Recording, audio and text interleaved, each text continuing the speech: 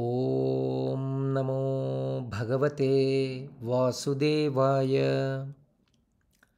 శ్రీ విష్ణు సహస్రనామంలోని 40వ శ్లోకంలో భగవంతుని నామాలకు తెలుగులో అర్థం తెలుసుకునే ప్రయత్నం చేద్దాం.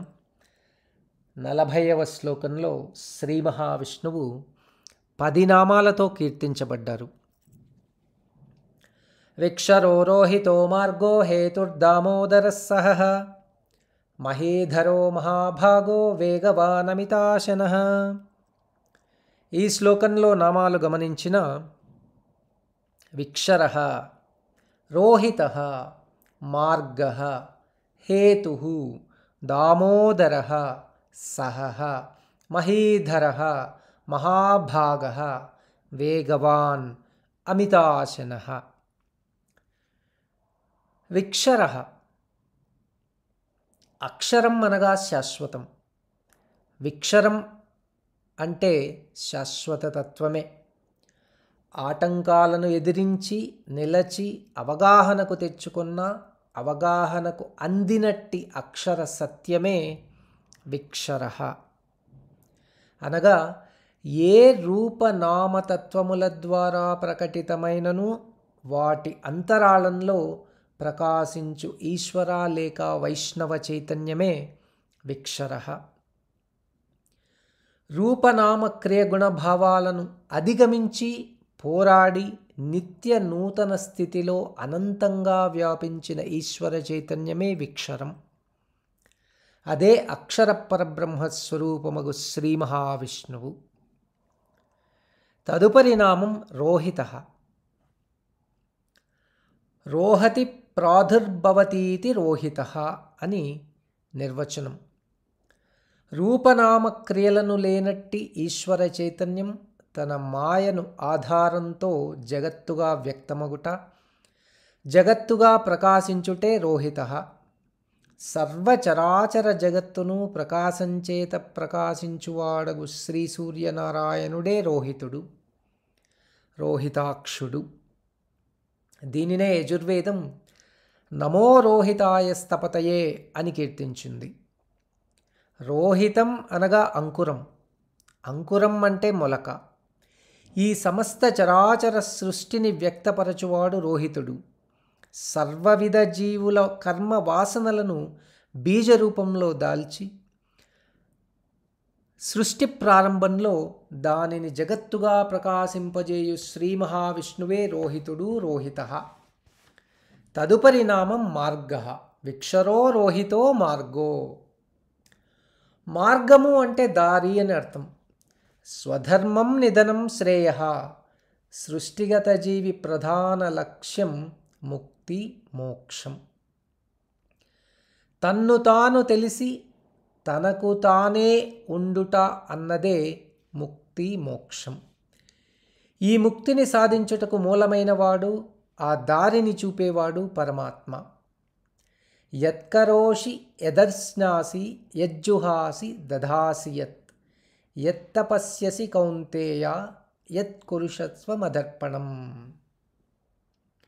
మన్మనాభవ మద్భక్తో మద్యాజీ మాం నమస్కురు సర్వధర్మాన్ పరిత్యజ్య మామేకం శరణం వ్రజ అహం త్వా సర్వపాపేభ్యో మోక్షయిష్యామి మా శుచః. ఎటువంటి కర్మలను చేసినను, ఏ ఏ యాగాలను దానములను చేసినను, ఏ ఏ తపస్సులను ఆచరించినను నాకు అర్పింపుము. సర్వధర్మాచరణలో ప్రతిఫలాన్ని ఆశింపక నాకు అర్పించి నన్నే త్రికరణ శుద్ధిగా శరణమును పొందుము. మోక్షం నిన్ను చేరునని శ్రీ గీతాచార్యుడు చూపిన మార్గం. భక్తిభావం, అర్పణతా భావాలే ముక్తికి మార్గాలు. ఈ విధమైన మార్గమును చూపించిన భగవంతుడే ముక్తికి మార్గం. ఆ మార్గమే భగవద్రూపం. అవి స్మరణం, సేవనం, దాస్యాదులు. ఈ భక్తి మార్గములే భక్తి మార్గం. అవియే భగవత్ స్వరూపాలు. తదుపరి నామం హేతుః. హేతువు అంటే కారణం.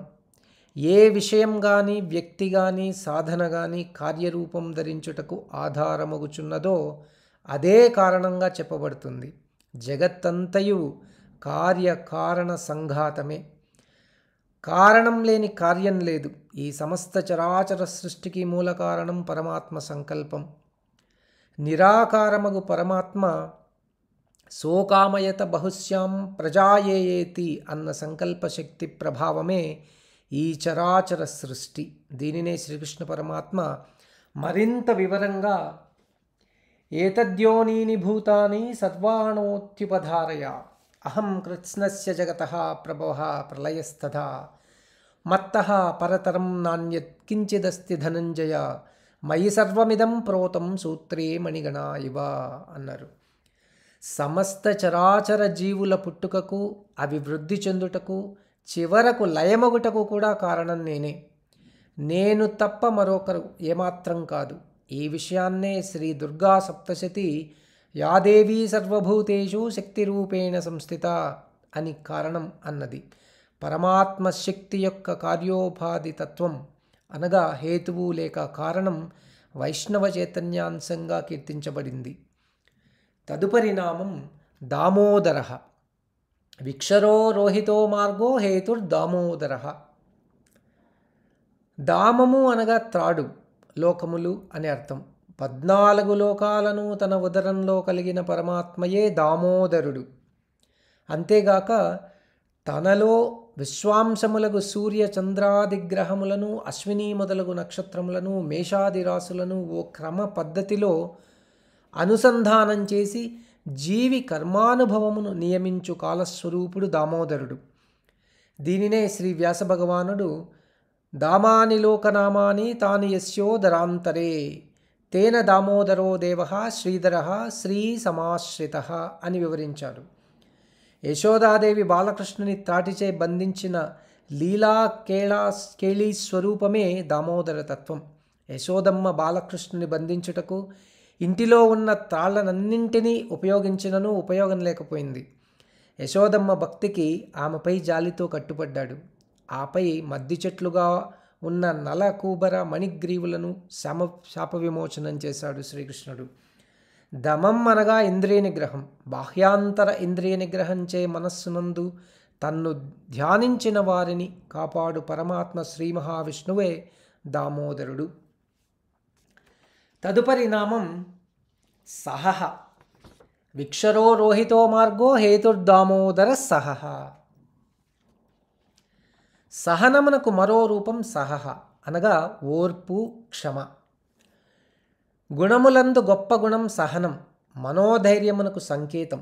శాంతానికి కూడా మారుపేరు. యాదేవీ సర్వభూతేషు శాంతిరూపేణ సంస్థిత అనుటచే సహనం, శాంతి అనుగుణం పరమాత్మ స్వరూపం. శాంతాకారం భుజగశయనం అని విష్ణు స్వరూపాన్ని, శాంతం పద్మాసనస్థం అని శివరూపాన్ని ధ్యానించుట పరిచితమైన విషయమే. శ్రీకృష్ణావతారంలో గోవర్ధనగిరిని కొనగోట నిల్పటం, అమృతమథన కాలంలో తాబేలు రూపంలో మందరగిరిని భరించుట, అన్నింటికన్నా గొప్పది తన వక్షస్థలంపై పాదంతో తాకిన భృగు మహర్షిని కోపించుకోక ఆ మహర్షికి సేవలను ఆచరించుటలో చూపిన శాంతం, పరమశాంతం కీర్తికరమైంది. పరమశాంత స్వరూపుడు విష్ణుదేవుడు సహనమునకు సంకేతమై సహగా కీర్తించబడ్డాడు. తదుపరి నామం మహీధర. విక్షరో రోహితో మార్గో హేతుర్దామోదర సహ మహీధరో మహాభాగో వేగవానమితాశనః. మహీధర. మహీ అనగా భూమి, శబ్దము అని 2 భావాలున్నాయి. విష్ణు పర్వతానాం అధిపతి స్థావరాణం హిమాలయ అనుటచే పర్వతములకు అధిపతియు పర్వత స్వరూపుడగు పరమాత్మకు మహీధరుడుగా కీర్తించబడ్డాడు. ఆదివరాహమై నీటిలో మునిగినట్టి భూమిని ఉద్ధరించి తన కోరలపై నిలిపినట్టి మహావిష్ణువు మహీధరుడు. గోవర్ధనధారి కూడా మహీధరుడే. పర్వతములన్నీ భూసంబంధమైనవే కదా. మహీ అన్న మాట శబ్దాన్ని సూచిస్తుంది. సృష్టికి ఆది శబ్దం అనగా మొట్టమొదటి శబ్దం ప్రణవం, ప్రణవనాదం. అదే ఓంకారం, పరబ్రహ్మస్వరూపం. ఓం ఇత్యేకాక్షరం బ్రహ్మ అని కదా శృతివాక్యం. వేదాలు, పురాణ ఇతిహాసాది సమస్త వాంగ్మయమునకు మూల కారణం ప్రణవనాదం. అది కూడా పశుపక్షాదులు వ్యక్తం చేయు శబ్దములు అనగా పక్షులు చేయు కిలకిలారవములు, సింహగర్జన, మేఘగర్జన మొదలగు సమస్త శబ్ద ప్రపంచమునకు మూలం పరమాత్మ చైతన్యం. అదే శబ్దం బ్రహ్మం. దానినే త్యాగయ్య నాదతనం అనిశం శంకరంగా కీర్తించాడు. పరా, పశ్యంతి, మధ్యమ, వైఖరి అను 4 దశలుగా 4 రూపాలలో వ్యాపించి ఉన్నది ఈ శబ్దం. పర్వతములందు, శిలలయందు పరారూపంగా, వృక్షములందు పశ్యతి రూపంగా, జంతు పశు పక్షుల యందు మధ్యమ రూపంగా, మానవులందు వైఖరి రూపంగా వ్యాపించి ఉన్నదని మహర్షుల మాట. ఈ రీతిగా సమస్త శబ్ద ప్రపంచమునకు ఆదిమూలం పరమాత్మ శ్రీ మహావిష్ణువు మహీధరుడుగా కీర్తించబడ్డాడు. తదుపరి నామం మహాభాగ. విక్షరోరోహితో మార్గో హేతుర్దామోదర సహ మహీధరో మహాభాగో. గొప్ప గొప్ప భాగముల సమిష్టి రూపం మహాభాగ. ఈ చరాచర విశ్వంలోని అంశములను గమనిస్తే సూర్య చంద్ర తారకాది కూర్పు అనగా మండలం చాలా విశాలమైంది, ప్రాముఖ్యమైనది కూడా. పంచభూతముల సృష్టి, దానికి అనుసంధానంగా గల గుణత్రయ మండలం, వీటిని ఆధారంగా కర్మ విశేష కారణంగా రూపొందించబడిన స్థావర జంగమాత్మక ఉపాధులు, వేటికవే గొప్పదనాన్ని ప్రాముఖ్యతను కలిగి ప్రకాశిస్తూ ఉన్నాయి. ఈ ఉపాధులలో కూడా పశుపక్షి వృక్ష సంతతులు దేవమానవ సంతతులుగా పేర్కొనబడ్డాయి. ఇవే కాక వ్యక్తపరచుటకు శబ్దమండలి ఒకటి. ఈ రీతిగా అనేక అంశములకు సమిష్టి స్వరూపమే విశ్వసృష్టి. విశ్వసృష్టిని పెద్ద వృక్షంతో పోల్చవచ్చు. భూమిలో వ్యాపించి వృక్షమును నిలబెట్టే వేర్లు, తల్లివేరు, పిల్లవేర్లని దీనిలో ఉన్న ఉపాంశాలు. భూమికి పైభాగమున కాండం, శాఖలు అనగా కొమ్మలు, రెమ్మలు, పూలు, కాయలు, ఈ మొత్తం అనగా అన్ని అంశాలు భాగాలు కలిసిందే వృక్షం. ఈ విశ్వభాగాలన్నింటినీ తన చైతన్యం చేత అనుసంధానం చేసి నియమించువాడు, నియంత్రించువాడు పరమాత్మయే మహాభాగుడు. వాడే శ్రీ మహావిష్ణువు. ఈ మహాభాగతత్వ నిరూపణే నారాయణోపనిషత్తు. తదుపరి నామం వేగవాన్. విక్షరోరోహితో మార్గో హేతుర్దామోదర సహ మహీధరో మహాభాగో వేగవాన్. వేగముగా కదలువాడు, కదలునది, వేగవంతుడు, వేగవంతం, వేగవాన్. సృష్టియందు అత్యంత వేగంగా కదులునవి శబ్దం, కాంతి, వాయువు. వీటన్నింటికన్నా వేగం కలది మనస్సు. వేగవంతం అన్నది శక్తితత్వం. ఈ శక్తి ఈశ్వర చైతన్యం. ఈశ్వర చైతన్యమే వైష్ణవ చైతన్యం. శివుడే విష్ణువు, విష్ణువే శివుడు. శివ కేశవులకు భేదం చెప్పడం మహాదోషం. యాదేవీ సర్వభూతేషు చైతన్యేత్యభిధీయతే, యాదేవీ సర్వభూతేషు శక్తిరూపేణ సంస్థిత. సర్వభూతములందు వ్యాపించిన శక్తి వ్యాపన వేగం, దాని గమనం అత్యద్భుతం, సాటిలేనిది. దీనినే వసిన్యాది వాగ్దేవతలు శక్తి వేగాన్ని గురించి శ్రీ లలితా సహస్రంలో తటిల్లతా సమరుచిహి అని చెప్పారు. అనగా శక్తి వేగం, మెరుపు వేగం అనే అర్థం. ఉదాహరణకు వాక్మశక్తి మస్తిష్కంలోని స్పందన మూలాధారం చేరి నాదమై, ఆ నాదం మణిపూరకంలో ఉనికిని దాల్చి అనాహతంలో స్పష్టంగాని సంశయాత్మక భావనా సిద్ధిని పొంది కంఠగతమై భావం పరిపూర్ణ భాషగా మార్పు చెంది మాటలుగా పెదవులను దాటి ఎదుటివాని లేక చెవులను చేరుతుంది. ఈ రీతిగా స్పందన సంకల్పమై, భావమై భాషగా మారుతోంది. ఈ పరిశ్రమ చాలా పొడవైనదే, కానీ త్రుటికాలంలో కన్నా సూక్ష్మంలో జరిగినట్టి అనుభవం. దీనికి కారణం శక్తి యొక్క సూక్ష్మాతి సూక్ష్మతర వేగం, ఊహకు ఏమాత్రం అందనిది. ఇదే రీతిలో ప్రకాశ వేగం కూడా. జ్యోతి జలనం మరుత్రుటిలో ఆ జ్యోతి ప్రకాశం 4 దిక్కులకు ప్రసరిస్తుంది. అటు శక్తి కానీ ఇటు కాంతి కానీ పరమాత్మ స్వరూపమే. అదే విశ్వేశ్వర తేజోశక్తులు. వాటి గమనం అత్యద్భుతం. ఆ శివ విష్ణువాత్మక చైతన్యం అత్యద్భుతం, సూక్ష్మాతి సూక్ష్మతరతమం, సదా వేగవంతం. వేగవంత గమన స్వరూపుడు పరమాత్మ శ్రీ మహావిష్ణువు వేగవాన్గా భీష్మాచార్యునిచే కీర్తించబడ్డాడు. తదుపరి నామం అమితాశన. విక్షరో రోహితో మార్గో హేతుర్దామోదర సహ మహీధరో మహాభాగో వేగవాన్ అమితాశన. అశనం అనగా భోజనం, మితం లేనిది అమితం. అమితంగా గల భోజనమే అమితాశనం. సృష్టి స్థితి కారకుడే గాక పరమాత్మ లయకారుడు కూడా. లయం అనగా కలిసిపోవుట, ఐక్యమగుట అని భావం. సర్వచరాచర సృష్టి ఏ పరమాత్మ సంకల్ప బలంచేత రూపనామ క్రియాత్మక జగత్తుగా ప్రకటింపబడుచున్నదో అదే జగత్తు లేక సృష్టి అదే పరమాత్మలో లీనమై కలిసిపోవుచున్నదో అదే లయంగా చెప్పబడుతోంది.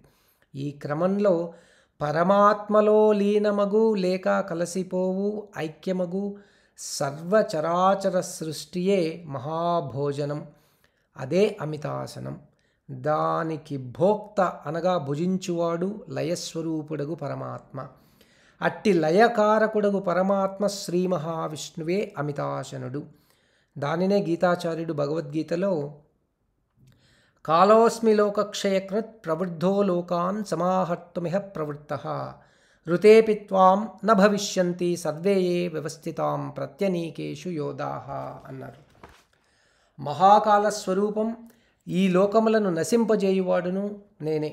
దానిలో నీవు నిమిత్తమాత్రుడవు మాత్రమే. నీవు యుద్ధం చేయకున్నను వీరికి మరణం తప్పదు. ఈ గీతావాక్యం పరమాత్మ లయకారకాన్ని రుజువుపరుస్తోంది.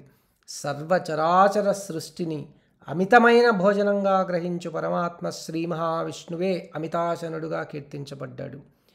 విక్షరో రోహితో మార్గో హేతుర్దామోదర సహ మహీధరో మహాభాగో వేగవాన్ అమితాశన.